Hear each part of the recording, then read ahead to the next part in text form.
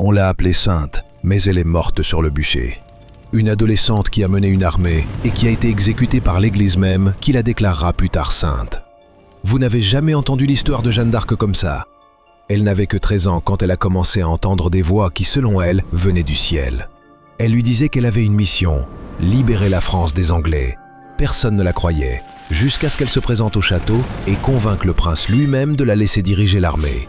À 17 ans, Jeanne a enfilé une armure, monté à cheval et mené des troupes comme si elle était née pour ça. Et elle a gagné. La victoire à Orléans fut un tournant.